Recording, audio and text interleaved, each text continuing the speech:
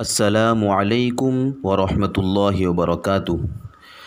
ناظرین، استقبال ہے آپ حضرات کا ہماری چینل میں۔ ناظرین و سامعین، آج میں آپ حضرات کے سامنے ایک ایسا ویڈیو لے کر حاضر ہوا ہوں جو ہر حال میں آپ کے لیے فائدہ مند ثابت ہونے والا ہے، اور آپ اس ویڈیو کو سن کر خوشی محسوس کریں گے انشاءاللہ۔ ناظرین، میں آپ حضرات کے سامنے ایک دعا لے کر حاضر ہوا ہوں جو آپ کے لیے مفید ہے اور ہر حال میں تمام بیماریوں سے محفوظ رکھ سکتی ہے۔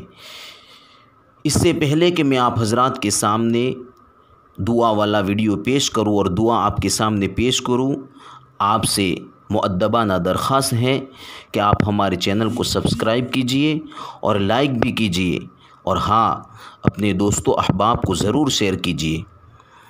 تو لیجئے ناظرین، چلتے ہیں اصل مقصد کی طرف۔ اگر آپ کسی ایسے شخص کو دیکھیں یا کسی ایسے شخص کے پاس جائے جو بیماری میں مبتلا ہے،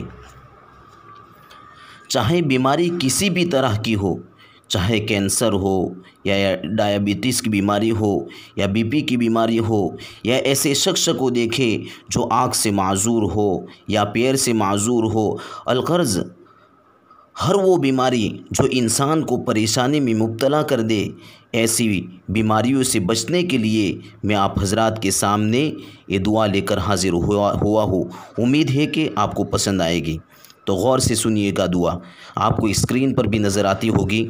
اگر آپ کو پڑھنا آتا ہے عربی تو اس میں دیکھ کر کے پڑھ لیجئے اور اس کو محفوظ کرے اپنے دماغ میں اور سینے میں، اور اس کو اپنی زندگی میں لا کر کے ایسے بیمار شخص کو دیکھے تو فوراً اس کو عمل کر کے اس کو پڑھنے کی کوشش کریں، تاکہ اللہ تبارک و تعالی ہمیں ایسی مہلک بیماری سے ہماری حفاظت فرمائے۔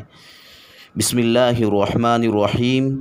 الحمد للہ الذی عافانی مما ابتلاک بہ وفضلنی علی کثیر ممن خلق تفضیلا۔